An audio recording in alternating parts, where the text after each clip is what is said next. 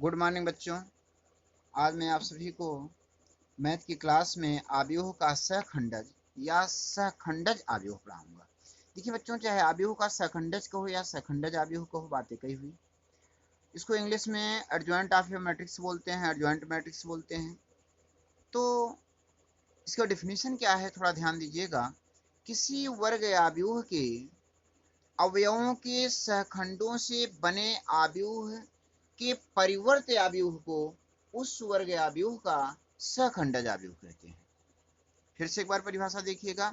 किसी वर्ग आव्यूह किसी वर्ग आव्यूह किसी वर्ग आव्यूह के सहखंडों से बने आव्यूह के परिवर्त आव्यूह को उस वर्ग आव्यूह का सहखंडज आव्यूह कहते हैं। यदि कोई वर्ग आव्यूह ए है तो उसके सहखंडज आव्यूह को एडजॉइंट ए के द्वारा प्रदर्शित करते हैं। देखिए यहाँ एक वर्ग आव्यूह ए इक्वल टू यहाँ दिया गया है। इसके सहखंड मैंने निकाला पहले। देखो इसका सहखंड मैं आपको सिखा चुका हूँ कैसे सहखंड निकालते हैं। अब सहखंडों से बना आव्यूह बी इक्वल टू है a11 a12 a21 a22।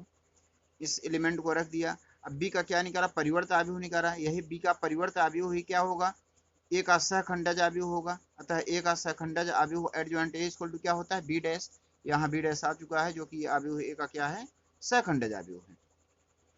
अब यहाँ प्रमेय है, यदि ए कोई n कोटि का आव्यूह है तो a into adjoint A equal to adjoint A into A equal to determinants a into I, जहाँ i n कोटि का तत्समक आव्यूह है। देखिए बेटा, माना a इक्वल टू यहाँ एक आव्यूह दिया गया है जिसकी कोटि 3 है, तृतीय कोटि का एक वर्ग आव्यूह है। अब देखिए क्या करते हैं, इसमें हमको दिखाना है a into adjoint A equal to adjoint A into A equal to determinants a। अब इसको हम लिखेंगे एडजॉइंट ए। एडजॉइंट ए क्या होता है, सहखंडों से बने आव्यूह का परिवर्त आव्यूह। एडजॉइंट ए क्या होता है, सहखंडों से बने आव्यूह का परिवर्त आव्यूह। तो ए परिवर्त आव्यूह लेंगे तो a11 a12 a13 a21 a22 a23 a31 a32 a33 हो जाएगा। अब देखो, चूंकि एक पंक्ति या स्तंभ के अवयवों को संगत सहखंडों से गुणा का योग सदैव डिटर्मिनेंट्स ए होता है, सारणिक के बराबर, उस सारणिक के बराबर होता है, अन्यथा शून्य होता है। तो ए इंटू एडजॉइंट ए जब निकालेंगे तो इसके अवयवों का उस सारणिक के उसके सहखंड अर्थात एडजॉइंट ए से क्या करेंगे, एडजॉइंट ए से क्या कर देंगे, गुणा कर देंगे। ए इंटू एडजॉइंट ए की वैल्यू यहाँ पर रख दिया। जब गुणा करेंगे इस पंक्ति का इस स्तंभ के साथ गुणा होगा तो यहाँ देखो लिख दिया पूरा। फिर इस पंक्ति का इस वाले स्तंभ में गुणा होगा, यहाँ लिखा। फिर इसी पंक्ति का तीसरे स्तंभ में गुणा होगा जिसको मैंने यहाँ लिखा। फिर दूसरी पंक्ति का पहले स्तंभ में होगा जिसको मैंने यहाँ लिखा है। फिर दूसरी पंक्ति का दूसरे स्तंभ के साथ होगा जिसको मैंने यहाँ लिखा है। फिर दूसरी पंक्ति का तीसरे स्तंभ के साथ होगा जिसको यहाँ लिखा गया है, ये यहाँ लिखा गया है। फिर तीसरी पंक्ति का पहले स्तंभ से हुआ है, इसको यहाँ लिखा गया है। फिर तीसरी पंक्ति का दूसरे स्तंभ से यहाँ पर दिख रहा है। फिर तीसरी पंक्ति का तीसरे स्तंभ के साथ यहाँ पर। अब देखिए यहाँ पर क्या हो रहा है, यहाँ पर सारे एलिमेंट जैसे a11 है तो कैपिटल A11, a12 तो कैपिटल A12, a13 तो कैपिटल A13, इसका मन क्या होगा, डिटर्मिनेंट्स ए हो गया। अब यहाँ देखिए a11 a21 देखा तुरंत जीरो कर दो, विपरीत दिखे तुरंत जीरो। a11 a31 दिखा, ए भी जीरो कर दो। a21 a11 ए भी जीरो कर दो। विपरीत दिखे, असंगत दिखे तुरंत जीरो करो, संगत दिखे तो उसका मान डिटर्मिनेंट से रखो। a21 a21 a22 यहाँ स्मॉल ए होगा, small a22 capital A22, small A23 capital A23। देखिए सब अवयव संगत हैं, संगत है तो इसका मान डिटर्मिनेंट से होगा। अब आगे देखिए यहाँ पर a21 a31 असंगत दिखा तुरंत जीरो कर दो। फिर यहाँ देखो 3111 असंगत है, ये भी जीरो होगा। ये भी देखिए असंगत है, 31 है, यहाँ 21 है, असंगत है, ये भी जीरो होगा। उसके बाद देखिए यहाँ पर संगत है, a31 capital A31, small A32 capital A32, small A33 capital A33, ये संगत है, इसका डिटर्मिनेंट से होगा। अब डिटर्मिनेंट्स ए जो है इसको उभयनिष्ठ ले लो, कॉमन ले लो, तो यहाँ बचेगा 1 0 0 0 1 0 0 0 1। ये क्या है, तत्समक आव्यूह है। ये क्या है, तत्समक आव्यूह है। तो डिटर्मिनेंट से इंटू आई। इसी प्रकार हम एडजॉइंट ए इंटू ए को भी दिखा सकते हैं, उसका मान भी यही होगा। अतः A into adjoint A equal to adjoint A into A equal to determinants A into I होगा। अब देखिए अव्युत्क्रमणीय आव्यूह क्या होता है, सिंगुलर मैट्रिक्स क्या होता है। यदि किसी वर्ग आव्यूह के सारणिक का मान शून्य हो तो उसे अव्युत्क्रमणीय अवयव कहते हैं। यदि किसी वर्ग अवयव के सारणिक का मान शून्य हो तो उसे अव्युत्क्रमणीय अवयव कहते हैं, अर्थात कोई वर्ग अवयव ए अव्युत्क्रमणीय अवयव होगा यदि डिटर्मिनेंट्स ए इक्वल टू 0। बच्चों इसमें सवाल सिद्ध करने को आएगा कि सिद्ध कीजिए कि दिया गया अवयव अव्युत्क्रमणीय है, तो कुछ नहीं करना है, उसका सारणिक 0 दिखा देना है। अगर सारणिक का मान 0 हो गया तो अव्युत्क्रमणीय होगा। अब उसके बाद है व्युत्क्रमणीय अवयव, नॉन सिंगुलर मैट्रिक्स। यदि किसी वर्ग अवयव के सारणिक का मान शून्य न हो तो उसे व्युत्क्रमणीय अवयव कहते हैं, तो उसे व्युत्क्रमणीय अवयव कहते हैं, अर्थात कोई वर्ग अवयव ए व्युत्क्रमणीय अवयव होगा या determinants A does not equal to क्या है 0 हो, determinants A does not equal to 0। प्रमेय नंबर 2 है, यदि ए तथा बी दोनों एक ही कोटि के व्युत्क्रमणीय अवयव हों तो ए बी तथा बी ए भी उसी कोटि के व्युत्क्रमणीय अवयव होते हैं। प्रमेय नंबर 3 है, अवयवों के गुणनफल का सारणिक उनके क्रमशः सारणिकों के गुणनफल के समान होता है, अर्थात determinants A B equal to determinants A into determinants B, जहां ए तथा बी समान कोटि के वर्ग अवयव हैं।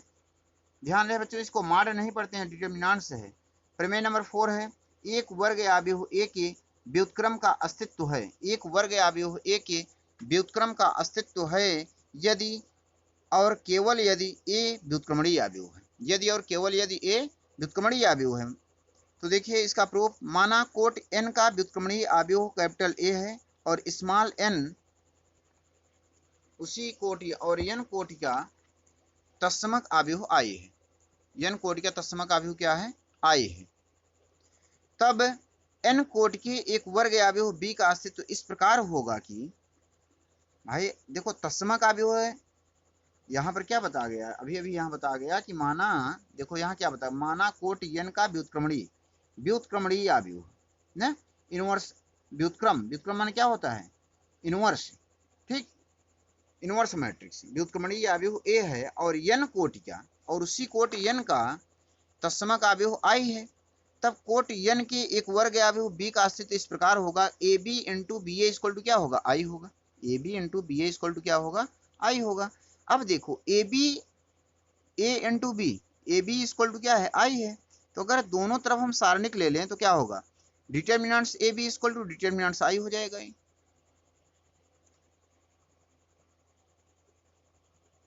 Determinants A B equal to determinants i। अब देखो डिटर्मिनेंट्स ए बी को लिख सकते हैं determinants A into determinants B और डिटर्मिनेंट्स i इक्वल टू होता है 1, तो ये हो गया determinants A into determinants B equal to 1। और अभी देखो, अब यहाँ पर जब इन दोनों का गुणनफल एक है, जब इन दोनों का गुणनफल एक है तो इनमें से कोई भी डिटर्मिनेंट्स का मान कभी भी 0 नहीं हो सकता है। यदि इन दोनों का गुणनफल कितना है, 1 है, या दो संख्याओं का गुणनफल 1 है तो उन दोनों में कोई भी संख्या कभी 0 के बराबर नहीं होगी, अतः determinants A does not equal to 0 होगा। जब determinants A does not equal to 0 हो गया तो ए क्या होगा, व्युत्क्रमणीय होगा, तो ए क्या होगा, व्युत्क्रमणीय अवयव की परिभाषा अभी यही बताया हूँ कि व्युत्क्रमणीय अवयव कोई वर्ग अवयव व्युत्क्रमणीय अवयव तभी होता है जब उसका डिटर्मिनेंट 0 न हो। अब देखिए, तो A into adjoint A equal to adjoint A into A equal to determinants I, प्रमेय फर्स्ट से होता है, प्रमेय फर्स्ट में यही बताया गया है।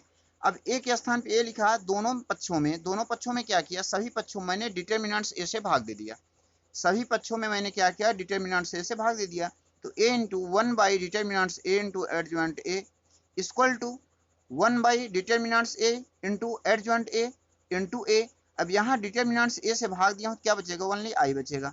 अब देखो इसको मैंने बी मान लिया, इसको क्या मान लिया, बी, देखो लिखा भी हूँ, B equal to 1 by determinants A into adjoint A, तो ए हो गया A B equal to B A equal to I, देखो यहाँ पर A B equal to B A equal to I, अतः अवयव बी जो है ए का क्या होगा, व्युत्क्रम होगा, अतः अवयव बी जो है ए का क्या होगा, व्युत्क्रम होगा, तो ए इनवर्स बराबर क्या होगा, बी होगा, ए इनवर्स बराबर बी, तो ए इनवर्स बराबर बी की वैल्यू रख दें 1 by determinants A into adjoint A,